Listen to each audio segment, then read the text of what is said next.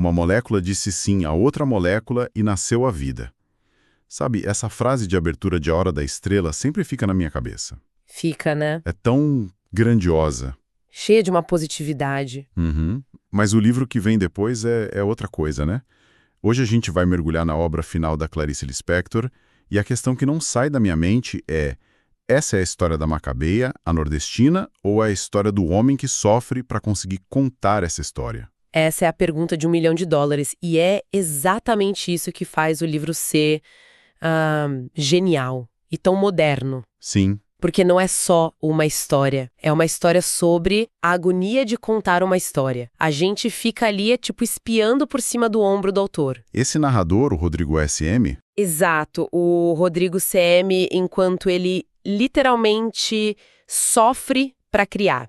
Ele quebra a quarta parede o tempo todo, ele conversa com a gente, ele hesita. é quase como ver a escultura enquanto o mármore ainda está sendo quebrado. A analogia perfeita, é isso mesmo. Você tocou num ponto que para mim é fundamental, essa ideia de que a história se expõe enquanto ela é criada. Isso me fascina. O narrador não é um guia confiável, né? Ele é quase o primeiro personagem tropeçando para nos contar sobre a Macabeia. Totalmente. E ele confessa isso. Tem uma parte incrível que ele diz: eu só consigo a simplicidade através de muito trabalho. Nossa, essa frase é muito forte. Ou seja, para contar a história de alguém simples, ele passa por um tormento, por um processo super complexo. E ele se contradiz o tempo todo. Completamente. Uma hora ele fala que quer fazer um relato frio, objetivo, quase um documento. E na página seguinte? Na página seguinte, ele tá lá, confessando que a personagem grudou na pele dele e que ele tá sofrendo por ela. Que ele se sente sujo por comer um banquete enquanto ela passa fome. É aí que entra o que o pessoal chama de metalinguagem, né? Sim, mas que na prática é o coração do livro. Ele nos diz com todas as letras, e isso é chocante. A história é verdadeira, embora inventada. E o que isso quer dizer, no fundo? Que a ficção, às vezes, é mais real que a própria realidade. De certa forma, sim. Que para chegar na verdade de uma vida como a da Macabeia, uma vida que ninguém enxerga, não adianta só listar fatos. Não é um relatório. Não é. É preciso inventar, sentir, sofrer junto. E o mais chocante é quando ele revela por que ele se conecta tanto com ela. Tem um momento de vulnerabilidade total. Exato. Quando ele admite: eu também não faço a menor falta. Ele vê o próprio vazio refletido no vazio dela. Peraí, isso me deixa com uma dúvida. A gente sempre pensa no autor como um deus, sabe? Criando o personagem. Uhum. Mas pelo que você está dizendo, parece que a Macabeia funciona quase como um espelho para ele. Ele está escrevendo sobre ela para se entender. É isso? É uma via de mão dupla, né? Não dá para dizer quem cria quem. Ele a molda com as palavras dele, claro, mas a existência dela revira ele por dentro, o transforma. Entendi. Ele diz que é o dever dele contar essa história para dar voz a milhões de moças como ela. Mas no fundo... No fundo, ao dar voz a ela, ele está tentando dar um sentido para a própria voz, para a própria existência. É uma relação quase parasita, então. Um precisa do outro para existir dentro do livro. Gosto dessa palavra, parasita, é por aí. E já que ele precisa tanto dela, acho que a gente tem que entender quem é essa mulher que causa tudo isso no narrador. Exatamente. Para entender a luta dele, a gente precisa mergulhar de cabeça em quem é a Macabeia. Vamos lá. A descrição dela é brutal. É uma jovem alagoana, o narrador a chama de raquítica, Sim. que vive num quarto com outras moças no Rio e trabalha como datilógrafa. E ele não poupa palavras, né? Diz que ela é incompetente para a vida. É muito direto. Tudo nela é mínimo. A comida é pão com mortadela e café frio. O grande luxo da vida dela quando recebe o salário é se dar o direito de tomar uma Coca-Cola. E tem uns detalhes que são de uma tristeza poética que só a Clarice mesmo consegue, né? Sim. Ele conta que ela não tinha hobbies. Então, o que ela fazia? Colecionava anúncios de jornais. Nossa. E o maior sonho de consumo dela, o objeto de desejo máximo, era um pote de creme para o rosto que ela via no anúncio. E ela queria usar o creme. Não era mais que isso. O creme parecia tão branco, tão puro, que a fantasia dela era comê-lo às colheradas. É de uma inocência que chega a doer, não é? Quem nunca, quando criança, viu um produto tão bem anunciado que parecia mágico? quase comestível. Exato. Só que pra ela, essa fantasia era o pico da ambição dela. É desolador. E talvez a frase que mais me impactou na descrição dela foi: ela não sabia que era infeliz. Isso é muito forte. O narrador diz que ela tinha a felicidade pura dos idiotas. Ela apenas existia, sem se questionar. O que nos leva direto para o simbolismo dela. A Macabeia é a personificação da invisibilidade social. É a matéria opaca, como ele diz. Exato. Alguém que tanto existiu como não existiria. Ninguém notaria a ausência dela. E, no entanto, aqui está o grande paradoxo da Clarice. Qual? O narrador, esse homem culto, sofisticado, olha para essa figura quase nula e diz que ao tocar nela, ele toca na santidade. Uau! Tocar na santidade é uma inversão completa de valores. Total. A santidade não está na riqueza, na beleza ou na inteligência, mas na mais pura e anônima existência. E essa falta de consciência dela sobre si mesma é algo que o narrador explora de um jeito brilhante. Ele imagina que se um dia ela se perguntasse quem sou eu, ela cairia estatelada em cheio no chão. A pergunta seria tão avassaladora que a destruiria. Porque a pergunta quem sou eu pressupõe que existe um eu para ser descoberto, né? Para Macabeia não há. Ela é só um conjunto de reflexos, de instintos. Uma existência quase vegetal. Isso. E isso se reflete de forma trágica no único relacionamento amoroso que ela tem. O chamado namoro ralo. Exatamente, com o Olímpico de Jesus. O Olímpico. Que personagem!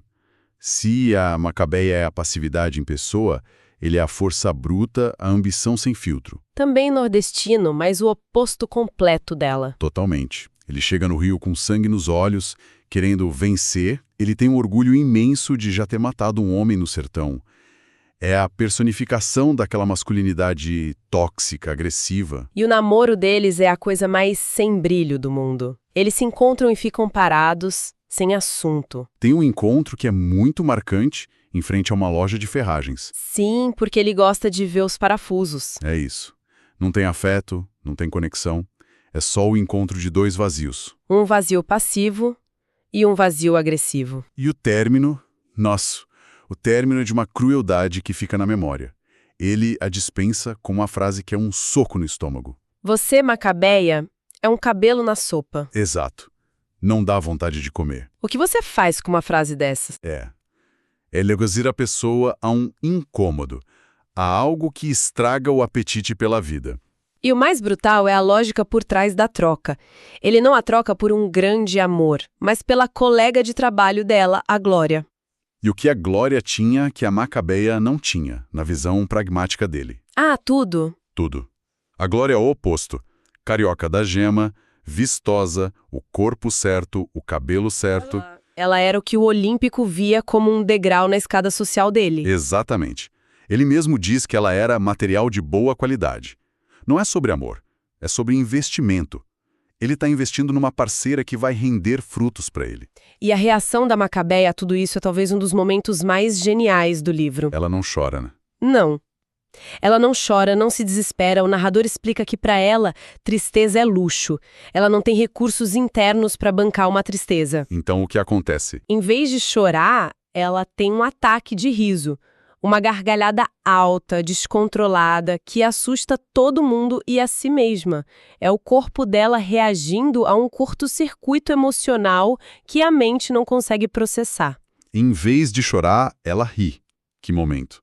É como se o sistema dela entrasse em pane. Exato. E é essa pane, provocada pela traição e pela culpa da Glória, que leva a história para o clímax. A própria Glória, sentindo pena, sugere que a Macabeia vá a uma cartomante. E aqui a gente vê a Macabeia pela primeira vez tomando uma iniciativa.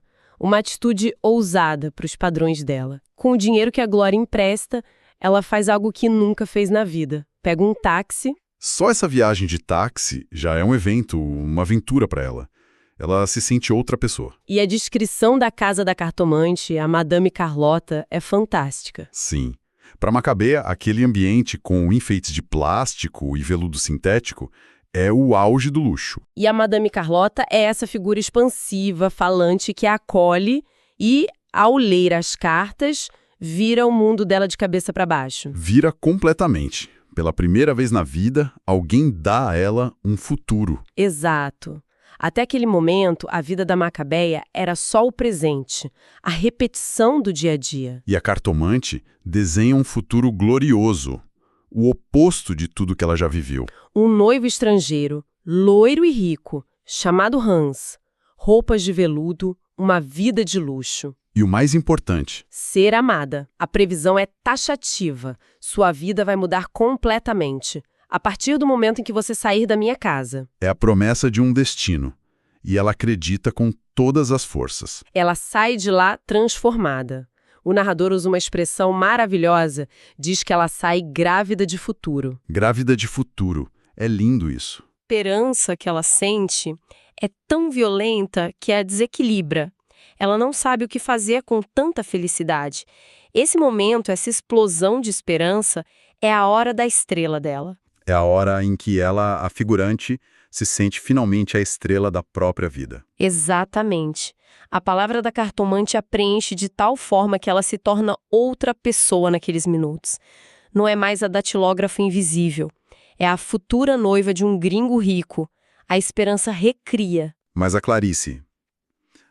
ela é mestre em construir a esperança para depois nos puxar o tapete da forma mais brutal possível. Ah, sim. A cena final é de uma ironia cortante.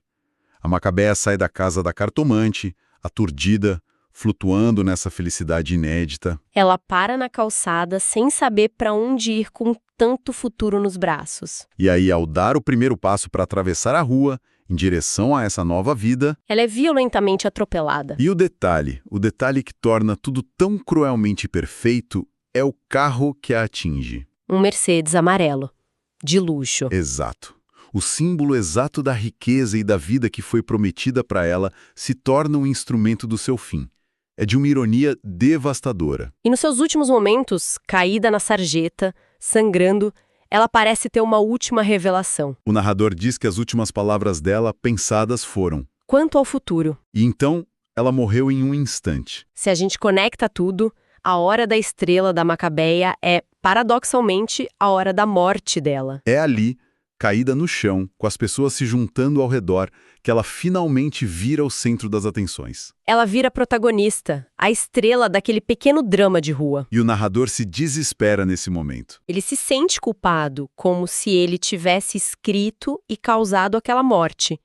Ele se questiona se poderia ter dado um outro final para ela, mas conclui que não, que aquele era o destino dela. E quando a gente acha que a história terminou nessa nota trágica, o narrador nos puxa de volta para a realidade dele. Sim, para a continuidade da vida. Com uma frase final que é quase um sussurro enigmático.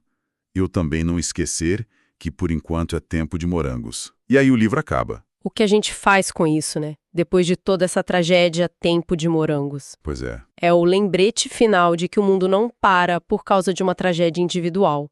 A vida continua, banal, com suas pequenas doçuras como comer um morango. Para o narrador, a história da Macabeia acabou, o sofrimento dele ao escrevê-la também. Agora ele pode voltar para as coisas simples. É a vida seguindo em frente, indiferente, o que torna a morte dela ainda mais solitária. Nossa, que montanha-russa. A gente sai da vida de uma pessoa que mal existia para pensar sobre tudo.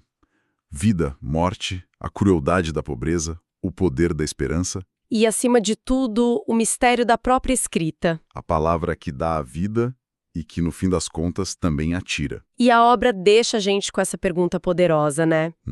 Ao dar voz para essa existência invisível, o autor a salva do esquecimento. Ou a condena a um destino trágico que ele mesmo escreveu. Exato. Contar a história de alguém é um ato de amor ou é um ato de poder? É a grande questão que fica. No fim, o que eu acho que fica é que, através da arte da Clarice, a vida da Macabeia, que era para ser um sussurro, ganha uma dimensão. Eterna.